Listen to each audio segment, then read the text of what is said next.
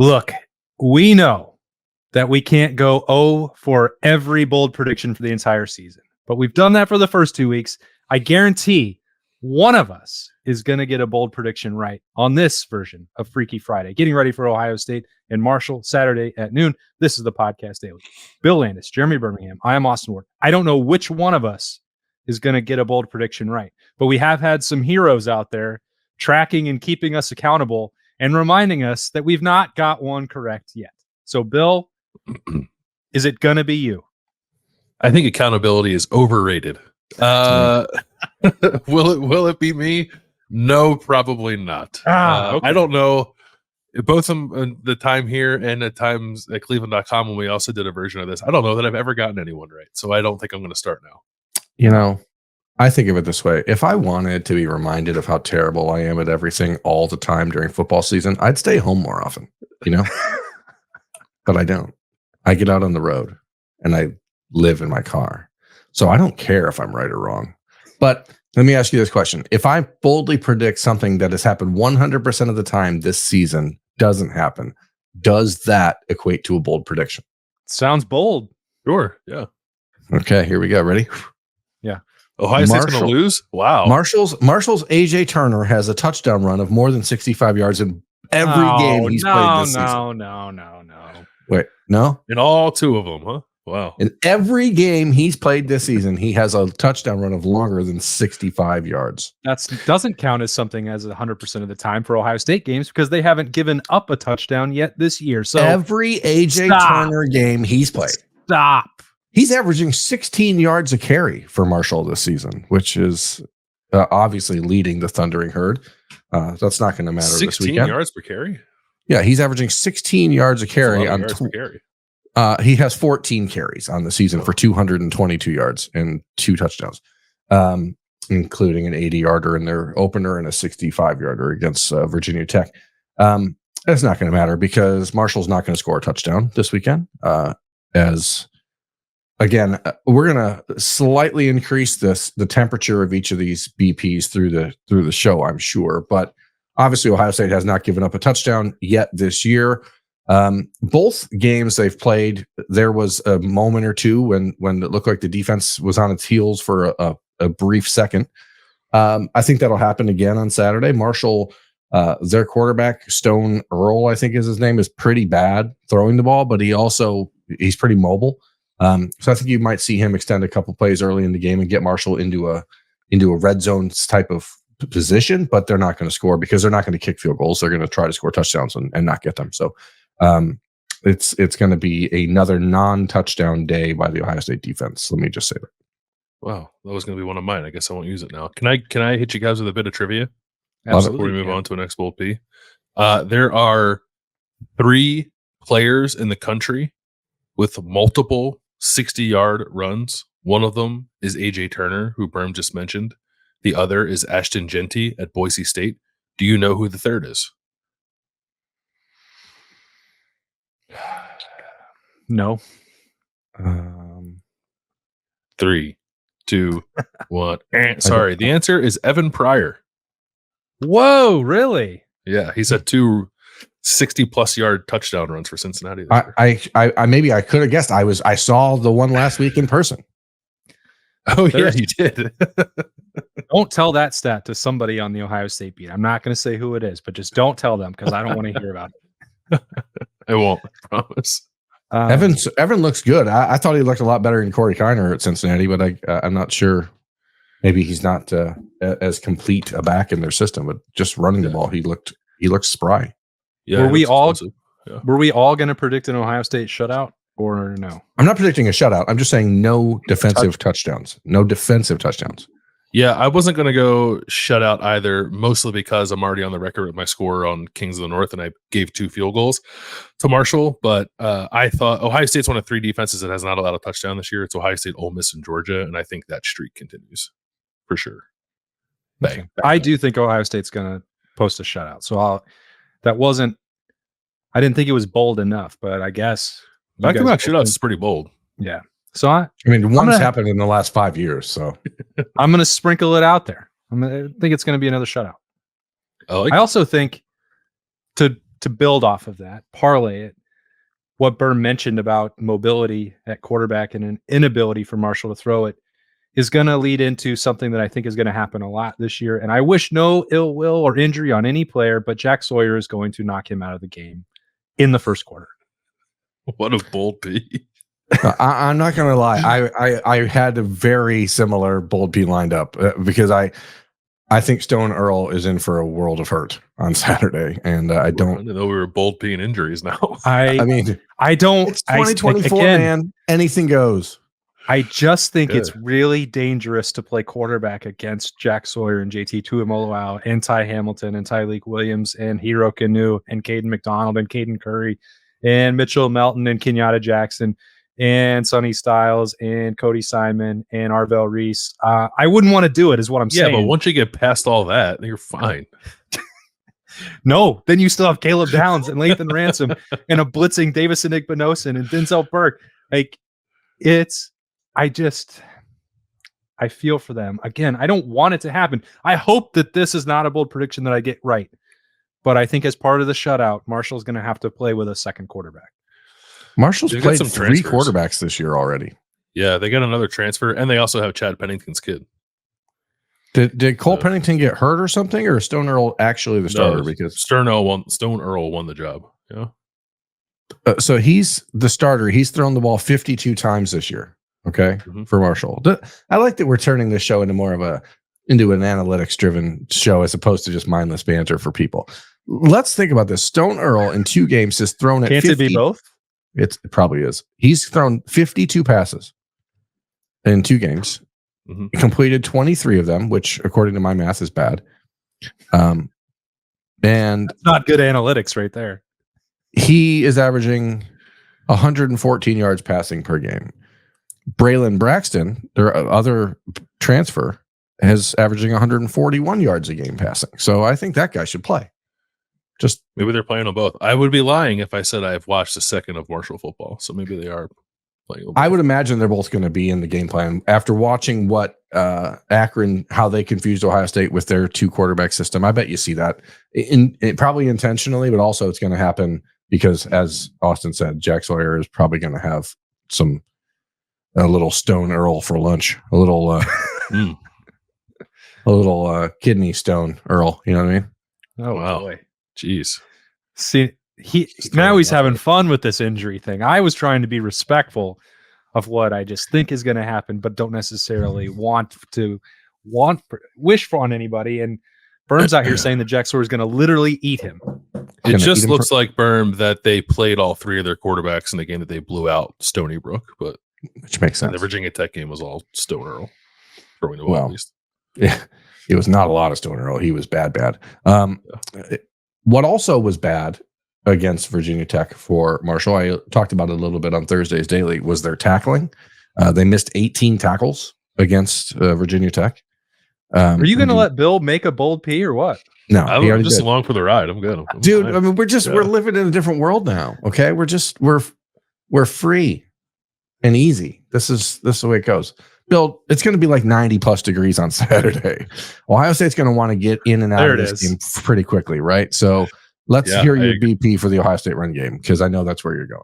I actually don't have a BP for the run game, but I do agree that Ohio State will want to get its work done early. And I think hopefully shut it down in the second half as it gets ready for Big Ten play. And Marshall does a thing I really like where it plays super fast, even though it's not that good. So I think Ohio State is going to have more offensive possessions in the first half than it typically has. I think we'll have 7 in the first half, and I think it will score touchdowns in all 7 of them. And then we won't see the starters in the second half.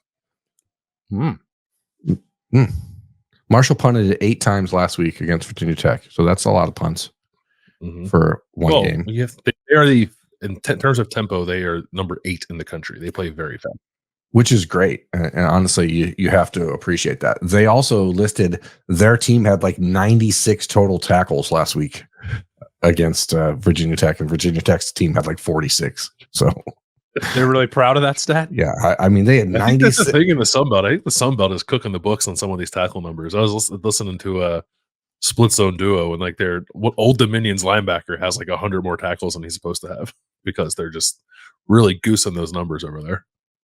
Just goose them a little bit. So if you're not going to take the run game, I'm going to take the run game because Please do. the 18 missed tackles does not bode well when you're playing Travion Henderson and Quinshon Judkins and James Peoples and Will Howard. So I think Ohio State is going to run the ball for 425 yards on Saturday. Whoa. That's a lot of yards. Yes, it is. It's going to The be man quick. said 425. I was going to say 325, and he put another hundo on there. Yeah, it's going to be quick and it's going to be painful. It's going to be Holy. long runs. We saw a glimpse of the home run hitting ability that Quinshon Judkins had against Western Michigan. If this team doesn't tackle, and they're super aggressive, their front four is really aggressive. I think they had like 20 pressures against Virginia Tech, 5 sacks. Like they're bringing a lot of people. They're gonna take some risks to try to stop Ohio State. And I think the Buckeyes may actually have 5 or 6 like negative carries and tackles for loss against their running backs, but they're going to hit home runs on Saturday. So lots of running yards for Ohio State. 400. Let's just say 400. A nice even 400 for the Buckeyes on the He's ground. backing off. So much Well, for adding more I spice don't want to to the be. pepper. I don't want to be wrong because they got 422. You know what I mean? People be, oh, you were wrong. So I think a nice level 400 makes a lot more sense. I think they Ohio give you State's credit record that. for most rushing yards in a game is 718 against Mount Union in 1930. Would you like to push for the record, or are you good? No. They're still going to throw the ball. Okay. Wow. I was not expecting a number that large, Berm. Well, that's what happens. That's all part of my Marshall Plan. Oh, really? I just thought of that. The Marshall Plan. Oh, You that's should- a good. You should trademark that. Pretty good. I think there's a lot of use for it. I'll see what I can figure out with it. Huh. Whose turn is it? Mine again? Sure, just keep going. What else you got? I'll defer. I'll let one of you guys do it. I don't care. I feel I'm fine with it now. Okay. Well, I have to make an adjustment because I thought that Ohio State running for 325 yards would be good enough for a bold prediction, but apparently it doesn't come close. So I will instead talk about something that I mentioned on the Thursday episode of the Daily with Berm, with something that I feel pretty confident that I'm going to see, which is a breakout game for Emeka Egbuka. And I don't know even what qualifies as a breakout for someone with as many games under his belt already. Maybe that's a bad term for it, but a big, productive, prolific outing for him that will, I think, include 1 rushing touchdown, 1 receiving touchdown, and 140 combined yards. I like it. I think it's Emeka time. I think we're going to see that as the next evolution in the ongoing development of the Chip Kelly, Ryan Day offense.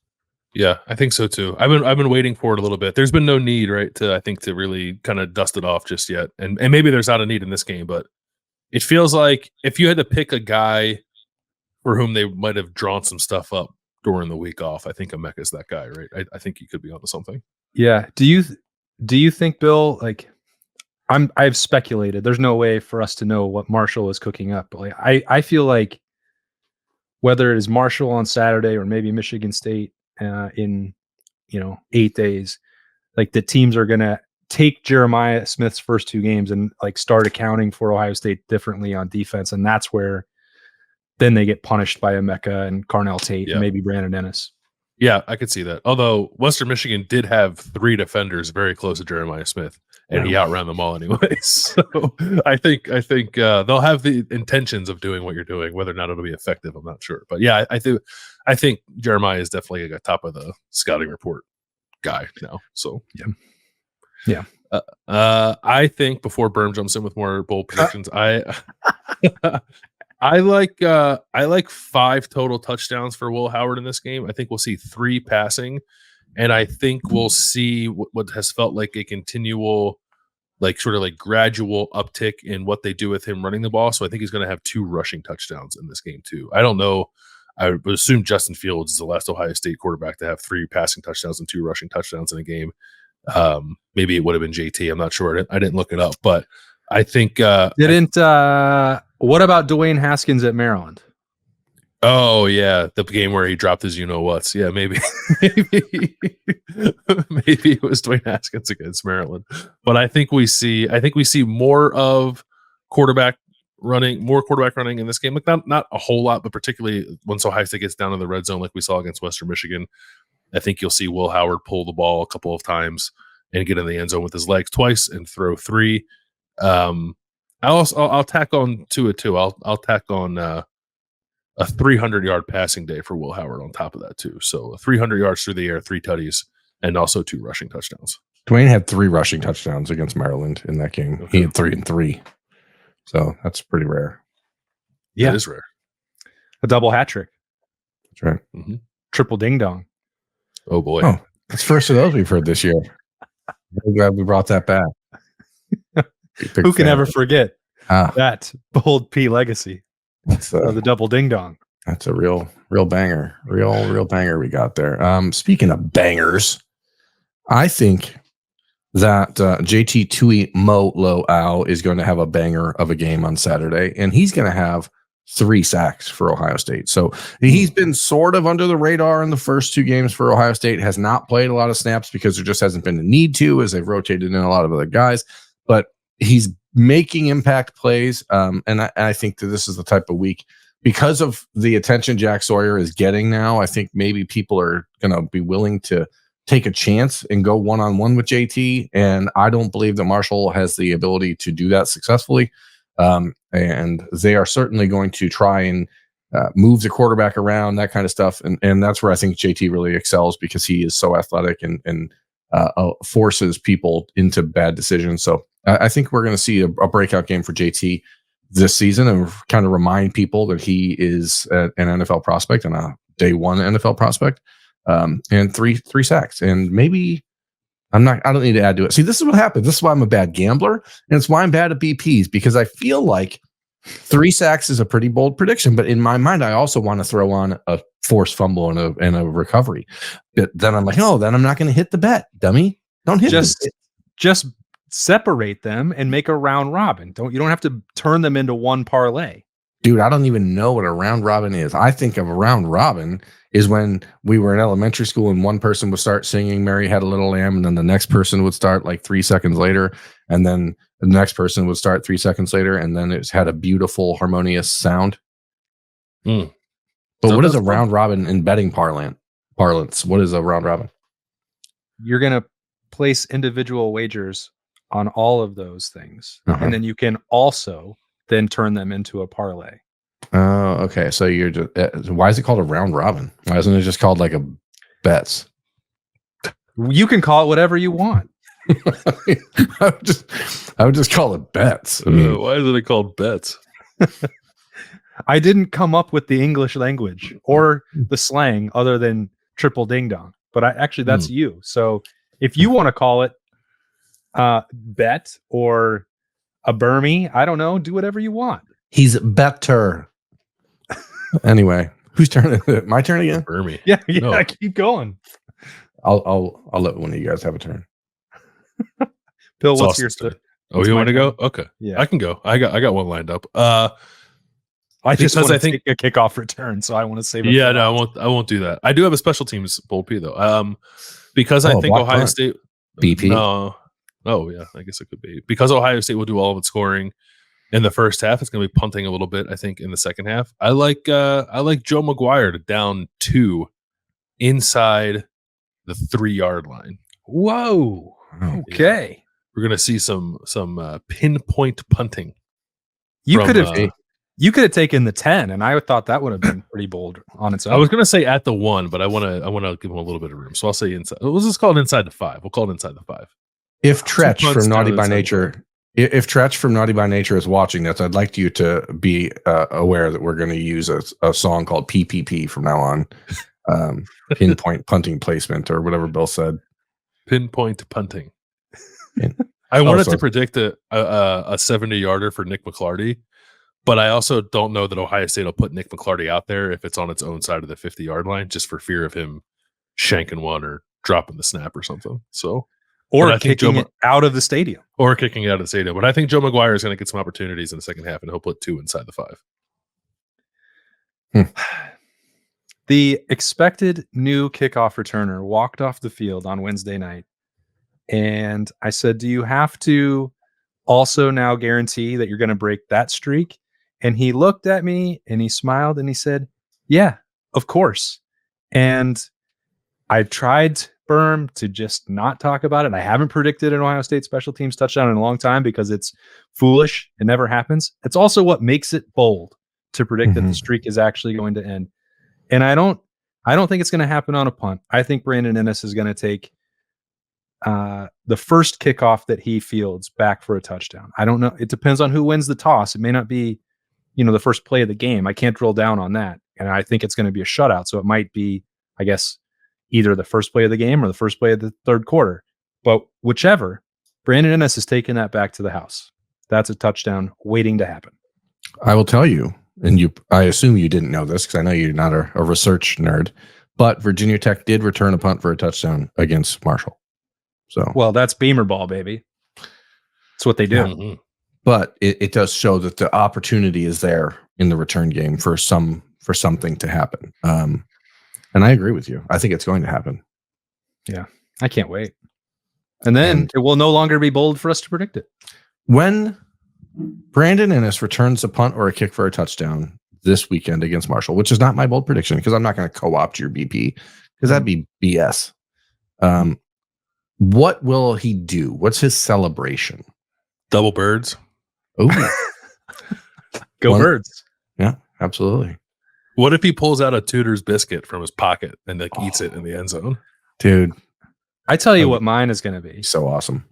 I'm going to go in to Ross Bjork's suite, and I am going to open up the fridge in the back, and I'm going to find something with an ABV above 0, and I'm going to just chug it in the press box. You're going to Stone Cold Steve Austin it? Well, that's a great idea. Maybe I'll take 2 of them, and I'll just smash them together.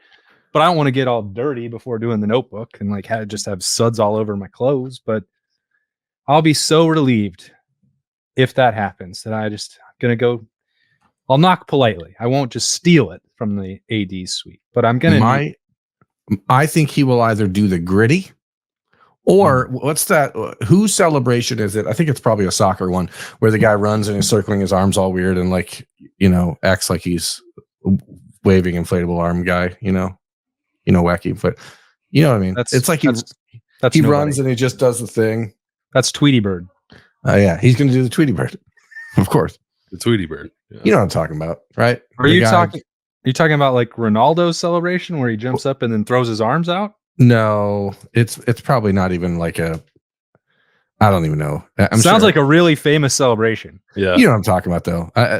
He's going to do that. Okay. You know what I'm talking about. He's going to do that thing I'm talking about. That thing. You guys are well aware of what I'm talking about, and I don't know why you're trying to pretend like I'm some kind of idiot.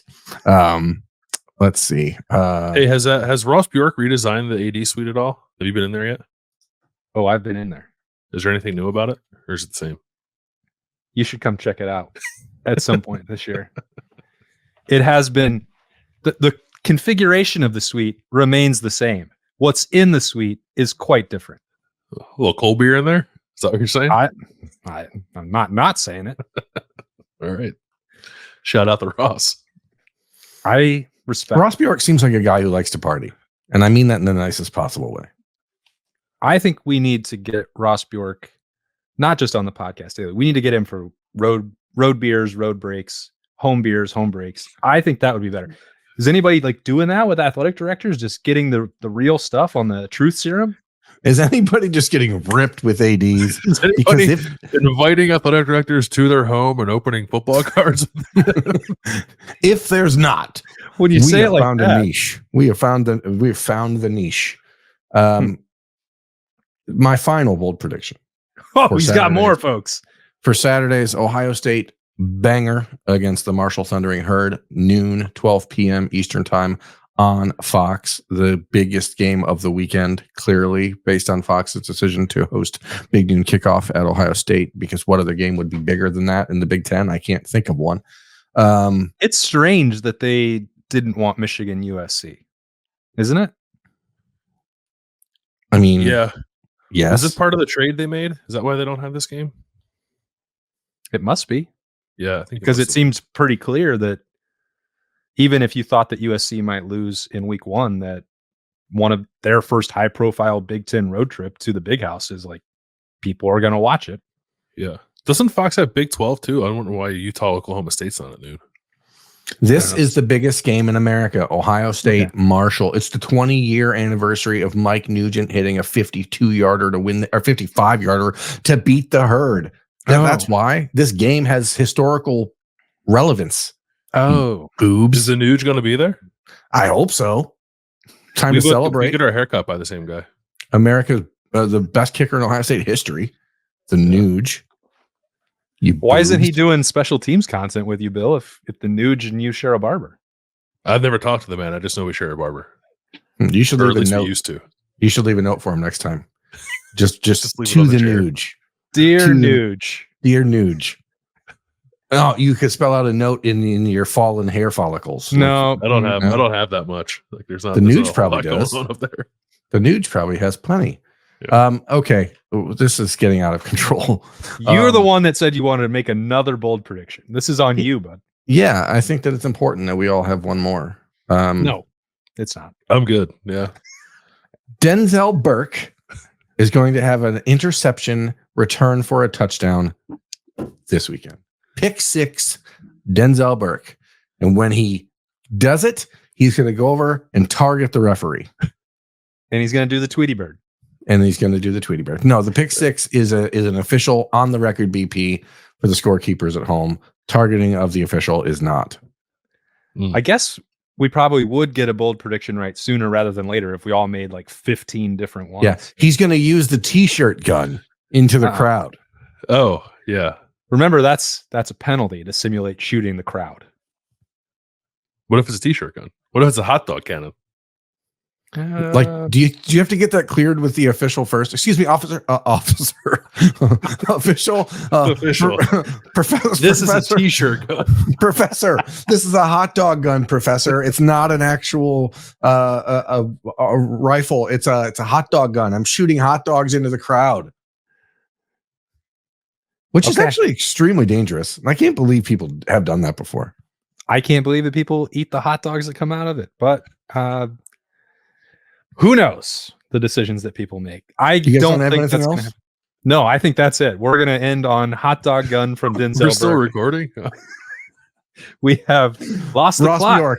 Ross, if you're listening, here's your compelling argument. This is what we do on the show, Ross. Ross, we just want to have a couple brewskis with Ross in East Lansing. If do you think we can work it out? If there are people who have convinced you that we are the most serious-minded Ohio State podcast, let us disabuse you of that notion right now and just come drink with us. Ross, this is sober. Nugs. We're sober right now doing this. Hey, speak for yourself. Ross, Pizza Nugs in East Lansing. No, no, we're not doing that. This show is over now. You stop. Prove your Midwestern bona fides and get yourself some heartburn with some Pizza Nugs at Crunchies in East Lansing with us next Friday. And never go to Harper's. Never. This has been the Podcast Daily. These are bold predictions. It's Freaky Friday. Thanks for joining us. Like and subscribe, as Berm wants you all so desperately to do and wants me to remind you. We really appreciate it if you do that. And then you can hit that bell and any of our content will pop up in your feed whenever it happens to go live. But if you don't do that, I understand. You're still here anyway, listening to my voice right now. That's Bill Landis and Jeremy Birmingham. I'm Austin Ward.